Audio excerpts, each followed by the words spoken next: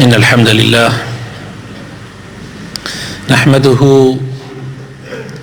نحمده تعالى ونستعينه ونستغفره ونتوب إليه ونعوذ بالله من شرور أنفسنا ومن سيئات أعمالنا من يهده الله فلا مضل له ومن يضلل فلا هادي له وأشهد أن لا إله إلا الله وحده لا شريك له وأشهد أن محمدًا عبده ورسوله يا أيها الذين آمنوا اتقوا الله حق تقاته ولا تموتن إلا وأنتم مسلمون يا أيها الذين آمنوا اتقوا الله وقولوا قولا سديدا يصلح لكم أعمالكم ويغفر لكم ذنوبكم ومن يطع الله ورسوله فقد فاز فوزا عظيما. بەڕاستی باشترین کەلام فەرمایشتەکانی خوای تەعالایە کە لە قورئانی پیرۆزە ئەی فەرمێ و باشترین ڕێبازی محەممەد المختارە صلی الله عليه وسلم کە بەیان کراوە لەلایەنی زانایانەوە بۆ ئێمە و خراپترین ڕێباز و ڕێگا خۆشەویستانم مسلمانە بەڕێزەکان ئەو ڕێباز و ڕێگایانەیە کە پێچەوانەی ڕێبازەکەی پێغەمبەرە صلی الله عليه وسلم و هەر لادانێک و هەر پێچەوانەیەک و هەر لاربوونەوەیەک لەو ڕێبازە بەڕاستی سەرگەردانی بەدوای خۆیان ئەهێنێ بۆ تاکی خەڵکەکان بۆ کۆمەڵگاکەشمان خوا پەنامان بدا. میوانەکانی ماڵی خوا بە یەکەوە داوا لە خوای پەروەردگارەکەین ئەڵێن یا ڕەبی بارانی ڕەحمەتمان بۆ ببارێنی، یا ڕەبی بارانی ڕەحمەتمان بۆ ببارێنی، یا ڕەبی خوایە بارانێکمان بۆ ببارێنی زەویمان تێرکە دەغڵ و دارمان پڕ بەرەکەت بکە، یا ڕەبی لێت ئەپاڕێینەوە لە نەخۆشەکانمان خۆش ببی یا شافی یا ئەڵڵاه، یا ڕەبی خوایە داوات لێ ئەکەین یا هادی یا ئەڵڵاه هیدایەتی ماڵ و مناڵمان بدەی، داوات لێ ئەکەین خوای پەروەردگار بۆ خاتر ناوە جوانەکانی خۆت بۆ خاتر ئیسمی عەظەمی خۆت وڵاتمان لە بەڵاو موسیبەت بەدوور بگری، لە فیتنە و لە قات و قڕی و لە گرانی و لە ناخۆشی بەدوور بگری، کاربەدەستانی ساڵح بکەی، پیاوی باش لەم وڵاتە نرد پێ بدەی، دەسڵاتداری بکەی، وای پێ بکەی بیکەی بە خزمەتکاری ئەم ملەتە، پیاوی خراپمان لێ بەدوور بگری، خراپەکاران هیدایەت بدەی، یا ڕەبی خوایە بۆ خاتر ناوە جوانەکانی خۆت بۆ خاتر ئیسمی عەظەمی خۆت هەموو چین و تایفەکانی ئەم وڵاتە ڕەحمیان پێ بکەی، ڕەحم بە هەژاران بکەی، دڵیان فراوان بکەی، ڕازی بوون و سەبر و ئارامیان پێ ببەخشی، ڕەحم بە دەوڵەمەندەکانمان بکەی، دڵیان نەرم بکەی، وایان پێ بکەی چاویان لە فەقیران و هەژارەکان بێ،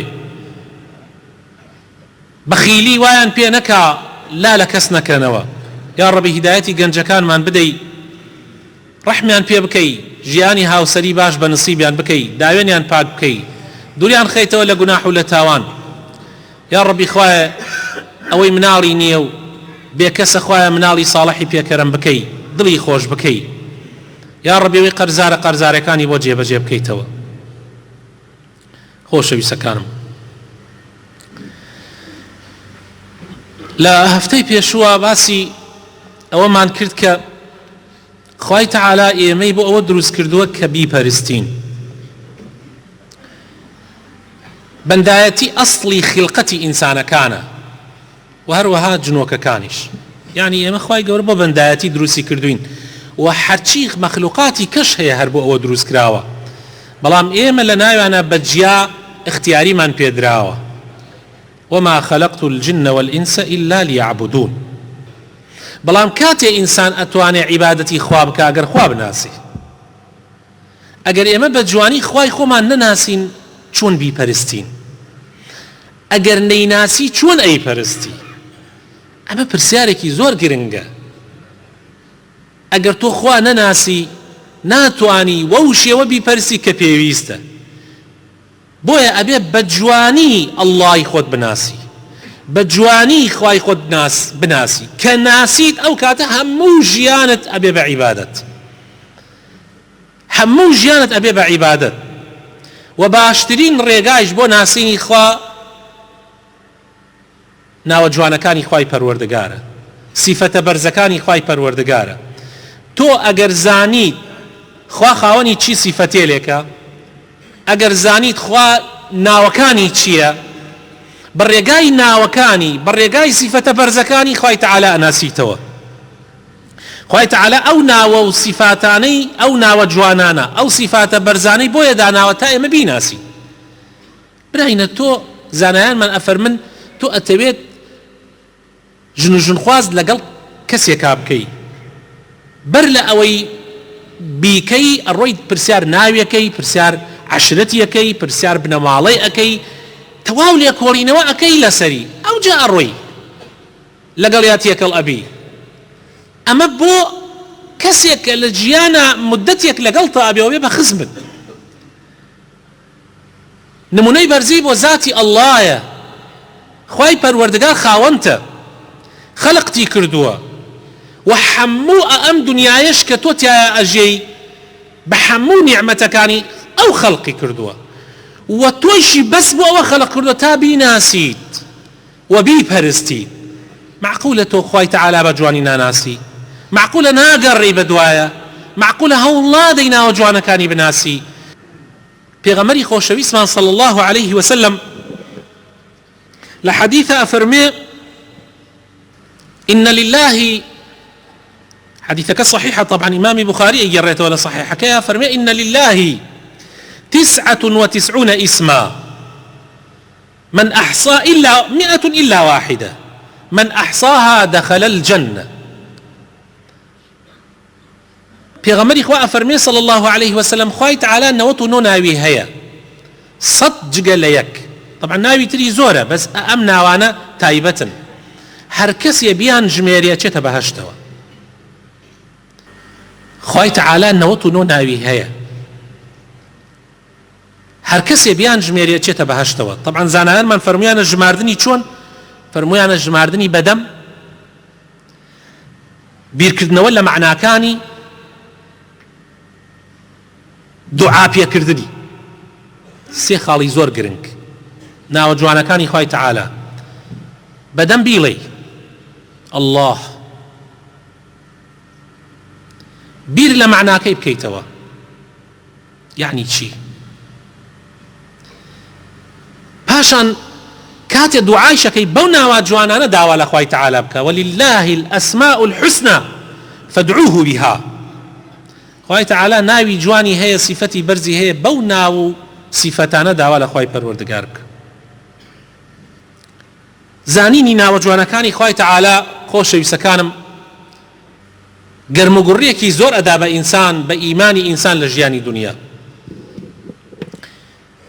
عروەی کوڕی زوبەیری کوڕی عەوام، زوبەیری کوڕی عەوام یەکێکە لەوانەی کە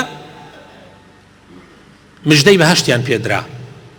کوڕێکی هەیە ناوی عروە، یەکێک بووە لە ساڵحین لە پیاو چاکان. ڕۆژێکیان لەگەڵ کوڕە بچووکەکەیە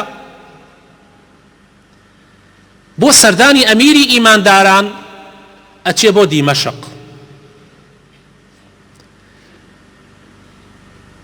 کە ئەگاتە ئەوێ تووشی ئێش و ئازارێکی زۆر دێ لە پێیە. ئەلەو کاتە دکتۆری ئەمیری ئیمانداران فەحسێکە کە ئەو لەلای ئەوە میوانە. لە کاتی فەحسەکەیە پێڵێن تووشی وەرەمێکی خراپ هاتووی ئەبێ پێت ببڕنەوە، ئەگینا زیادەکا و زۆر خەتەرە، بە زووترین کاتیش پێیان بڕیەوە. لەو کاتێک کە پێیان بڕیەوە خەبەر هات وتیان کوڕەکەی عروە ئەسب شێلایەتی و مردووە.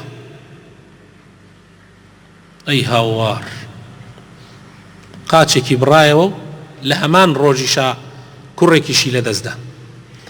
نەیان ئەزانی چۆن خەوەرەکەی بنێ بە هەزار ئەملا و ئەولا هەواڵەکەیان پێدا. کاتێ خەڵکەکە هاتن بۆ لای بۆ ئەوەی سەرخۆشی لێ بکەن، بۆ ئەوەی دڵی بنەوە، تەماشای خەڵکەکەی کرد و وتی، طبعا بە زەردەخەنەیەکەوە خۆشەویستەکانم، تەماشای خەڵکەکەی کرد و وتی اللهم إني كان لي 7 أولاد فأخذت واحدا وأبقيت 6 وإني كان لي 4 أعضاء فأخذت واحدا وأبقيت 3 فإن كنت أخذت فقد أبقيت وإن كنت منعت فقد أعطيت فاللهم لك الحمد على ما أخذت ولك الحمد على ما أعطيت ولك الحمد على ما منعت ولك الحمد على ما أبقيت. فرمي خوايا پروردگارم من حوت كرم هبو يكي كانت بردو ششت يلاوتوا، من 4 ئەندامم هەبوو یەکێکیانت بردەوە 3 هێڵاوەتەوە. ئەگەر بردوتەتەوە هێڵاوتیشەتەوە، ئەگەر لێمت سندووەتەوە بۆ میشت هێڵاوەتەوە. یا ڕەبی سوپاست ئەکەم بەوەی کە بردوتەوە، بەوەیشی کە هێڵاوتەتەوە، بەوەی کە لێمت سندووەتەوە، بەوەیشی کە بۆمت هێڵاوەتەوە. ئەمجا فەرمووی ئەو پێم کە بڕاوەتەوە بیهێنن کە هێنایان، فەرمی خوا ئاگادارە کە من بەم پێم هەنگاوم نەناوە بە مەعسیەت و گوناح. خەڵکەکە شوتیان عروە مژدە بێ، خوای تەعالا پێیەکت و کوڕێکتی پێش خۆت خست بۆ بەهەشت. ئینسان ئەگەر خوای ناسی ئاوا ئەڕواتە دەمی خوای پەروەردگارەوە.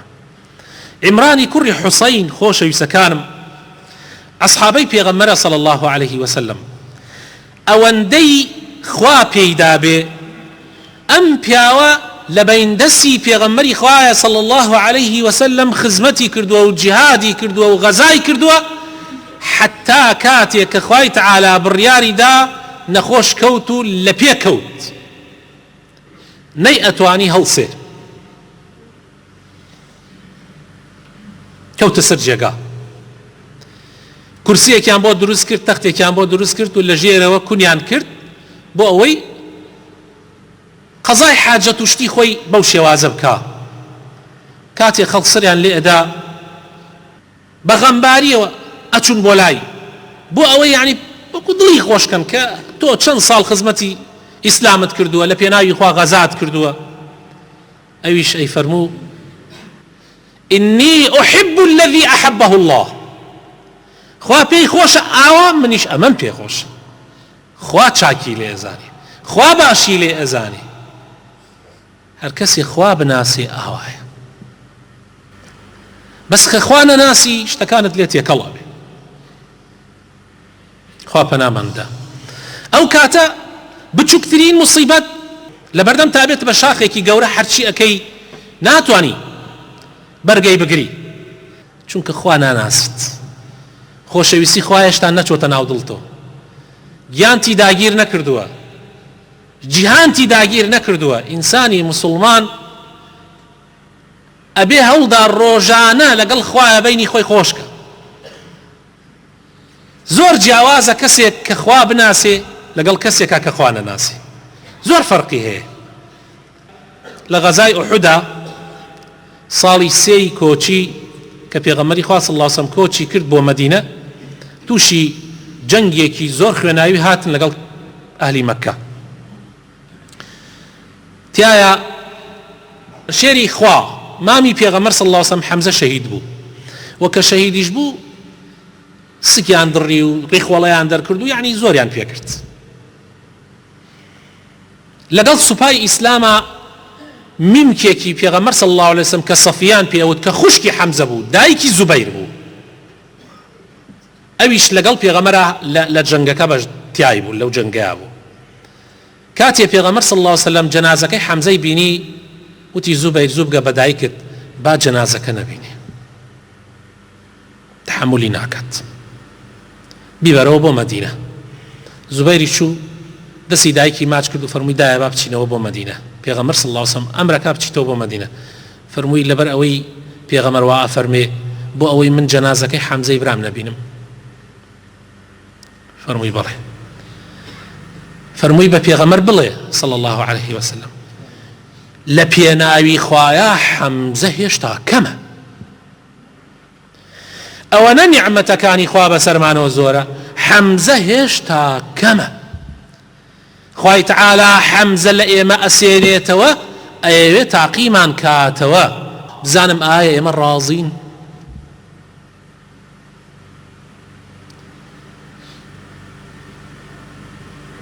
ئاوا ئیمانداران معاملە لەگەڵ شتەکانە ئەکەن بەم شێوازە هەڵس و کەوتەکەن چونکە خوا ئەناسن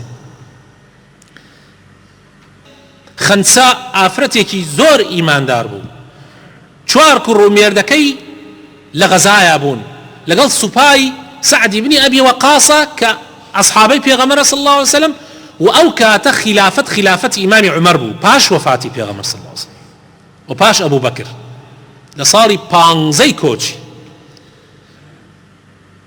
چەند جار سوپای ئیسلام و سوپای فارس بەرامبەر یەک بوونەوە چەند جار لە عێراق ئاخر جار شەڕێکی زۆر گەورە ڕوویدا زۆرێک لە مسلمانان شەهید بوون ئێوارە کە سوپاکە ئەگەڕایەوە خەنسائیش ئەگەڕا بزانم کوڕەکانی مێردەکەی گەڕانەتەوە ئەگەیش بە هەر کەسێ هەمووی هەر سەری خستە خوارد نەزانی چی پێ بڵێن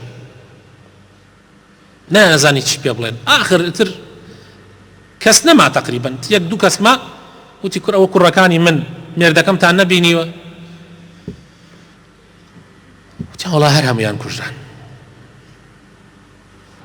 بۆ کەسێک ئیمانی نەبێ لەوە زۆر زۆر کەمتر ئەی ڕۆخێنێ بۆ کەسێ ئیمانی لاواز بێ مصیبەت زۆر زۆر لەوە بچووکتر پەنجەیەکی جاری وایە ئێشی لێ بێ ئێشی بێ لەوانەیە بڕۆخێ و لەوانەیە نەعوذ بالله بیباتە من ناشکریە بەڵام ئەو کە بیستی هەواڵەکە زۆر قورس بوو لەسەری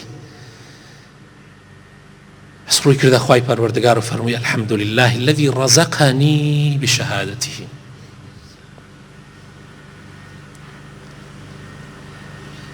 خەڵک مناڵی لە پێناوی هیچ ئەڕوا خەڵک مناڵی بە تلیاکەوە ئەڕوا خەڵک مێردی لە پێناوی دزیا ئەڕوا لە پێناوی ماڵی خەڵکە ئەڕوا ماڵی خەڵک داگیرکاو بیخوا ئەڕوا بەڵام تۆ لە پێناوی خوایە لەبەر خاتری خوا کوڕت شەهید بوو بێ لەبەر خاتری خوا مێردت شەهید بوو بێ لەبەر خاتری خوا تۆ بۆیە خەفەتە خۆی تەنیا ئەبیتەوە بەڵام خوات لەگەڵایە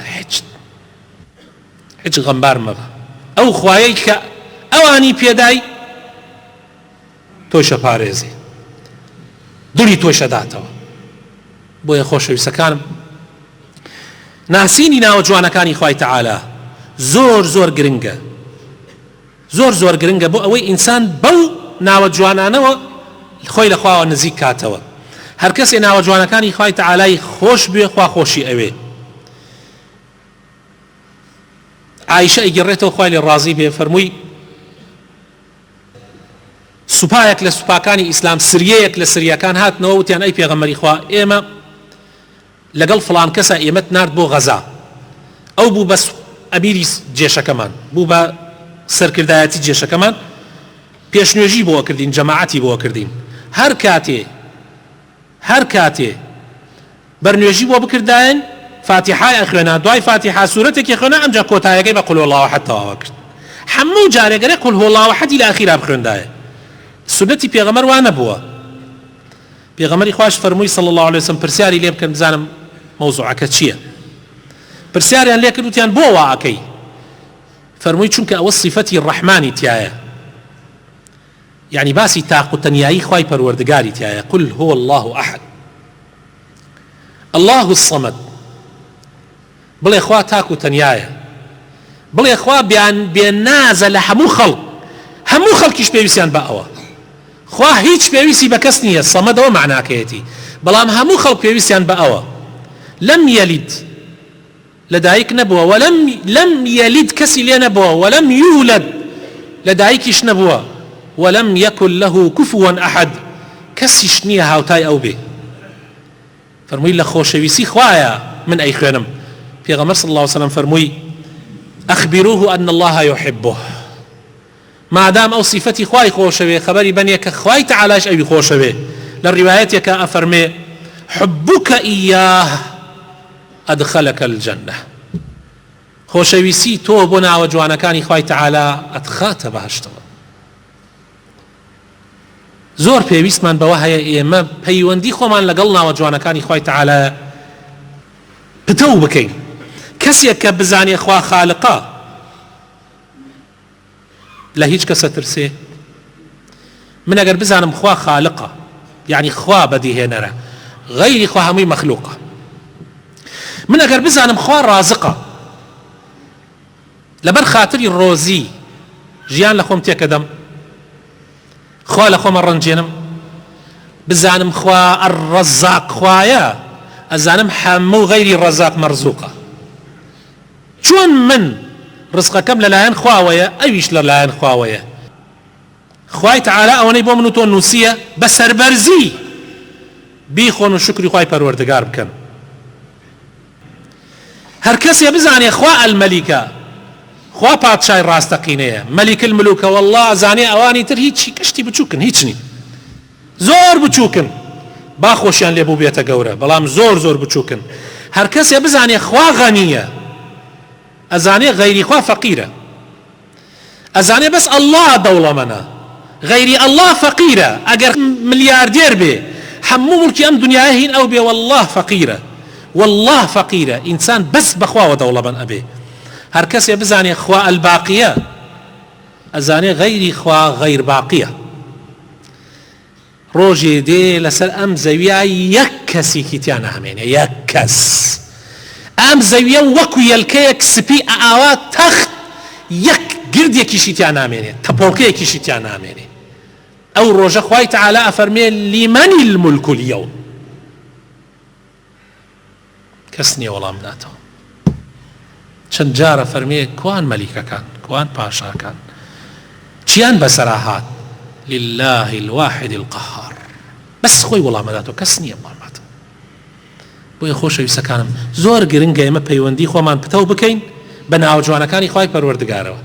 ئەگەر ڕەبط بین لەگەڵ ناوەکانی خوای تەعالە زۆر کێشەکان لەسەرمان سووکە بێتەوە. ئەوەندە دنیامان لەبەر چاو گەورە نابێ خەفەت نامان کوژێ داخ نامان کوژێ. کاتی ئەبینی یەکێک بۆتە فیرعەون ئەو کاتە تۆ ناڕۆی بڕۆخی تو ئەبی بە موسا ئینشاء الله.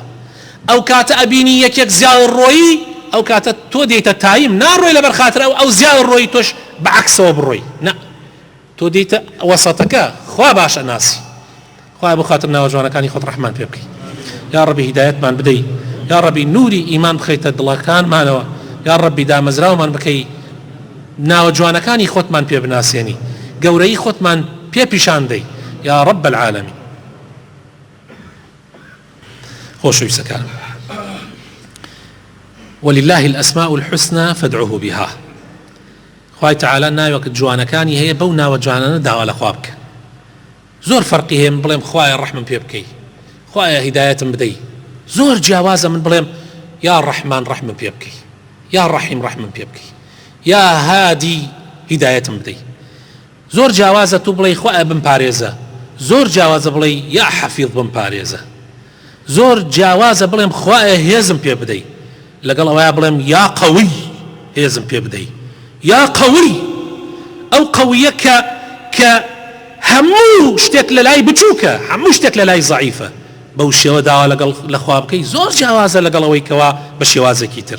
بۆیە زۆر پێویستە خوای تەعالاش ئەو کەسانەی خۆشەوێ کە ئاوا داواکەن. پێغەمبەری خوا صلی الله علیه وسلم فێرمانەکە ئەڵێ بڵێن اللهم يا حي يا قيوم ئەی ئەو زاتەی کە حەییت کە قەت مردنت بەسەرا نایە کە قەیومی هەموو شتەکان لەژێر دەستایە بڕەحمەتیکە ئەستەغیث بە ڕەحمەتت داواتت لێ ئەەکەم هاوارت فێ ئەەکەم فریام کەوە ئەصلح لي شأني كله هەموو کاروبارەکانم چاک بکە ربي ولا تكلني إلى نفسي طرفة عين.